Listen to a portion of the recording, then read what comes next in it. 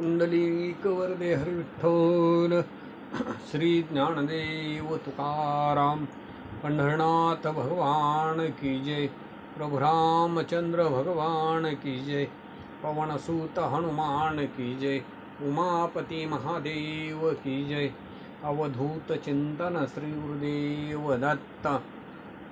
एकदा कार्तिकी एकादशीचा दिवस होता. नामदेव महाराजांना एकादशीचा उपवास होता. त्यावेळेला ऋषिकेशी भगवंत पंढरीश परमात्मा नामदेव महाराजांना म्हणू लागलेले आहेत की चल आता आपण जेवण करू. त्यावेळेला विष्णुदास नामदेव महाराज म्हणू लागलेले आहेत की आज सर्वथा अन्नाचा स्वीकार करू नये, कारण ज्या योगे करून तुझं पाय लाभले जातात, जन्मोजन्मी तुझी भक्ती प्राप्त होते, ते एकादशीचं व्रत आज आहे. हे ऋषिकेशी, देवामध्ये तू श्रेष्ठ आहेस. वृक्षामध्ये जशी तुळस तशी व्रतामध्ये एकादशी आम्हा वैष्णवांना वंद्य आहे. याच्यावरती जगज्जीवन पंढरीश परमात्मा पांडुरंग नामदेव महाराजांना बोलू लागलेले आहेत की जसं रुक्मांगद राजानं एकादशीचं व्रत केलं, अंबरीश राजानं निष्ठापूर्वक व्रत केलं, तसा निश्चय कोणीच एकादशीच्या बाबतीमध्ये करू शकत नाही. दांभिकपणानं लोकांना दाखवण्यासाठी काहीतरी केलं जातं. अंतकरणामध्ये निश्चयाचं बळ नसताना केलेलं व्रत हे वाया जातं. ओलाव्याशिवाय पेरलेलं बी हे उगवत नाही, त्याला अंकुर फुटत नाहीत. भूक नसताना केलेलं जेवण ते मनुष्याला पचेल का? त्या पाय असल्याशिवाय तीर्थयात्रा करणं होईल का? ज्याच्या इंद्रिय स्वाधीन नाहीत त्याला योग साधना जमेल का? अंगामध्ये उदारपणा जर नसेल तर सत्पात्री दान जे आहे ते सत्पात्री दान त्याच्याकडून कसं घडेल? शुरत्व अंगामध्ये नसताना रणांगणामध्ये प्राण कसा देववेल? उत्तम असं करणी अंगामध्ये जर नसेल तर त्याची जगामध्ये सत्कीर्ती कशी होईल? तशा पद्धतीनं हे नामदेवा, अंगामध्ये निश्चय नसताना एकादशीचं व्रत घेऊन तरी काय उपयोग आहे? असं भगवंत बोलल्याच्या नंतर त्या पंढरीश परमात्म्याला नामदेव महाराज प्रत्युत्तर देऊ लागलेले आहेत की हे परमात्म्या, तुझी कृपा माझ्यावरती असताना माझ्या निश्चयाला कधीही अंतर पडणार नाही. भाजलेलं बी हे उगवेल एखाद्या वेळेला. समुद्राचं पाणी एखाद्या घागरीमध्ये साठवलं जाईल, पण हे देवा, माझं चित्त जे आहे ते निश्चय कधीही सोडणार नाही. गवतामध्ये अग्नी झाकला जाईल किंवा या पृथ्वीचं वजन होईल, तरी पण हे कृपासागरा, माझं मन कधीही निश्चयापासून तीळ मात्र सुद्धा ढळणार नाही. हे जे बीज जमिनीमध्ये पेरलेलं आहे त्याच्यामध्येच ते आटलं जाईल, वारा खोंडला जाईल. भक्ताचं भूषण असलेल्या हे पांडुरंग परमात्म्या, माझ्या मनामध्ये कधीही विकल्प येणार नाही. वाघ हा अंगामध्ये शांती धरून शेळ्यांच्या गोठ्यामध्ये उगाच बसेल, पण हे पांडुरंगा, मी माझा निश्चय कधी सोडणार नाही. असं नामदेव महाराजांचं बोलणं ऐकलं.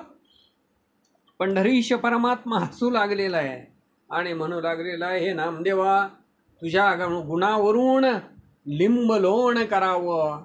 असं मधुसूदन पांडुरंग परमात्मा बोलल्याच्या नंतर स्वतःच्या मनामध्ये विचार करू लागलेले आहेत. म्हणू लागले, या नामदेवाला कसवटीला लावून पाहावं, याची परीक्षा पाहावी. आणि मग अशा पद्धतीनं पुढं काही दिवस गेल्याच्या नंतर एकादशीचा दिवस आला.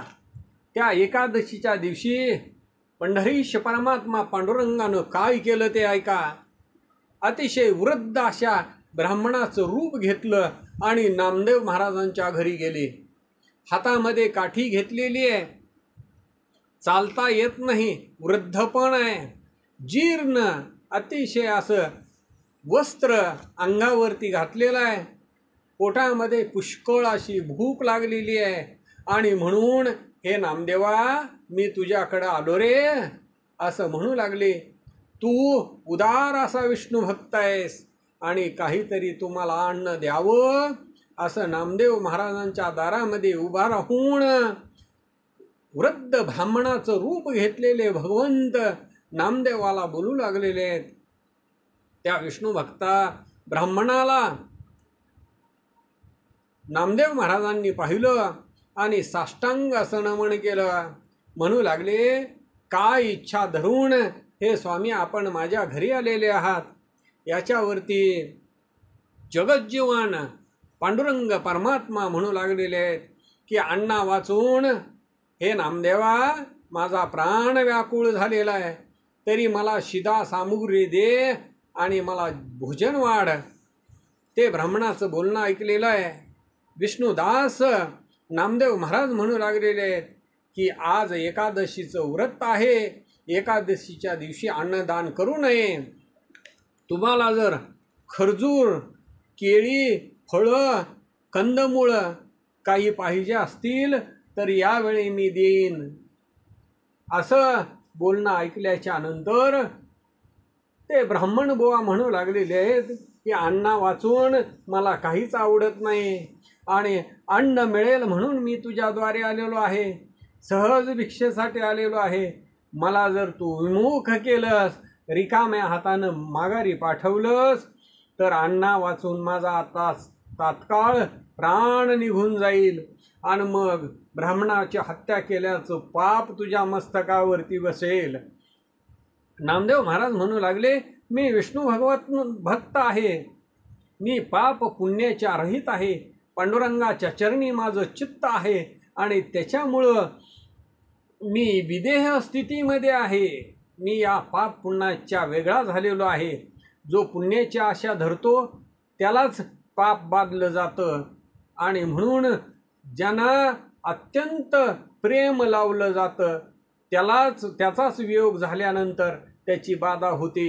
द्रव्याचा लोभ जर त्यागला तर चोराची भीती असायचं कारणच नाही. सन्मान ज्यानं सोडून दिलेला आहे त्याला अपमानाची भीती कशाला आहे. आत्मस्तुती ऐकून ज्याला जो सुख मानत नाही त्याला लोकनिंदेचं दुःख होत नाही. लाभहानीचा जो काही आनंद जो मानत नाही त्याला आलाभ झाल्याच्या नंतर उद्वेग होत नाही. सुंदर अशा तारुण्यामध्ये आपल्या जीवाची श्लाघ्यता जो मानत नाही त्याला वृद्धपणाची जाचणी होतच नाही.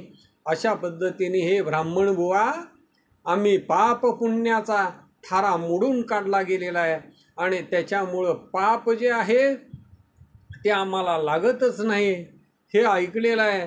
आणि त्यावेळेला ब्राह्मणाचं वृद्ध रूप घेतलेल्या पांडुरंग परमात्मा नामदेवाला म्हणू लागलेले आहेत, अरे भूतदया मनामध्ये नसताना तू मात्र ब्रह्मज्ञान लोकांना सांगतो आहेस. मी अन्नाविन पिडलो गेलेलो आहे, भुकेना माझा प्राण व्याकुळ झालेला आहे, तरी आता माझा जीव जाईल. सत्य गोष्ट ध्यानात ठेव विष्णू भक्ता नामदेवा. त्यावेळेला नामदेव त्याला म्हणू लागलेले आहेत की तुम्ही जरी आपला प्राण दिला तशीच गत मला सुद्धा. तुम्हाला जर मी आज एकादशीच्या दिवशी अन्न दिलं तर माझे होईल असं बोलणं ऐकलेलं आहे. आणि त्याच वेळेला पांडुरंग परमात्म्यानं लाघव केलं गेलेलं आहे. गर गर गर गर डोळे फिरविले आणि मूर्छना येऊन नामदेव महाराजांच्या अंगणामध्ये पडले. अशा पद्धतीने नामदेव महाराजांनी पाहिलं, जवळ जाऊन पाहू लागलेले आहेत. त्यावेळेला त्या ब्राह्मणाचे श्वास राहिले. ब्राह्मण प्राणाला मुकलेला आहे. हे व्रत सर्वत्र पसरलं गेलं. मग सगळेजण पुरुष स्त्रिया आलेले आहेत आणि म्हणू लागले, नामदेवानं आपल्या घरी ब्राह्मणाची हत्या कशी केलेली आहे. ब्राह्मण अन्न मागत होता, या नामदेवानं त्याला अन्न दिलं नाही आणि म्हणून हे महाविघ्न पुढं ओढवलं गेलेलं आहे. एक म्हणू लागलेलं आहे, हरिभक्तांना उदंड असं ब्रह्मज्ञान असतं, पण मुठभर अन्न जर कोणाला द्यायचं म्हटलं तर ते कदाकाळी देत नाहीत. अशा पद्धतीनं लोक सगळे निंदा करू लागले. पण नामदेव महाराजांचा निश्चय हा आढळ होता. त्या ब्राह्मणाचं प्रेत तात्काळ उचललेलं आहे, भीमा नदीच्या काठावरती नेलेलं आहे. तिथं सरण रचलं आणि त्याच्यावरती ते प्रेत ठेवलं. नामदेव महाराज आपण स्वतः त्या सरणावरती त्या प्रेताच्या जवळ झोपले गेलेले आहेत आणि अग्नी लावून दिला. सगळे लोक नवल करू लागलेले आहेत, म्हणू लागले नामदेवाचा निश्चय हा थोर आहे. याच्यासारखा पृथ्वीवरती वैष्णव भक्त नाही. तो ब्राह्मण नव्हताच, तो परब्रह्म परमात्मा होता. आणि मेल्यानंतरच लगेच नामदेवाची श्रद्धा पाहण्यासाठी त्याची जी भक्ती आहे ती भक्ती सती जायला निघाली. अग्नी हा प्रदीप्त झालेला आहे. धड धड धड अग्नी लागला आणि त्याच वेळेला तो ब्राह्मण तात्काळ त्या चितेवरती उठून बसलेला आहे. चतुर्भुज रूप धारण केलं आणि नामदेव महाराजांना आलिंगन दिलं. म्हणू लागलेले आहेत, नामदेवा तुझ्यासारखा अनिज भक्त या त्रिभुवनामध्ये शोधून सुद्धा सापडणार नाही. अंबरीश राजा रुक्मांगदापेक्षाही जास्त तुझा एकादशीच्या व्रताचा नियम आहे. त्यानेच नगरी वैकुंठाला नेलेली आहे. तो विश्व उद्धारक जन्मलेला आहेस. म्हणून ऋषिकेशी भगवंतांनी आलिंगन दिलं. अतिशय प्रेमानं नामदेव महाराजांना पोटाशी धरलं. अंबरीश राजानं व्रत केलं आणि त्याच्यामुळंच 10 गर्भवास त्याचे माझ्या अंगावरती घेतले. त्या बौद्ध अवतारामध्ये मला बोलावलं आणि म्हणून सगुण देह धारण करून मी आलो. असं चक्रपाणी ऋषिकेशी भगवंत पांडुरंग परमात्मा नामदेव महाराजांना बोलले आणि त्याच क्षणी अदृश्य झाले. लोक मनामध्ये आश्चर्य करू लागले आणि नामदेवांच्या पायावरती डोकं ठेवू लागले. पुंडलिक वरदे हरी विठ्ठल. श्री ज्ञानदेव तुकाराम पंढरनाथ भगवान की जय. प्रभु रामचंद्र भगवान की जय. पवनसूत हनुमान की जय. उमापति महादेव की जय. अवधूत चिंतन श्री गुरुदेव दत्त वासुदेव हरी.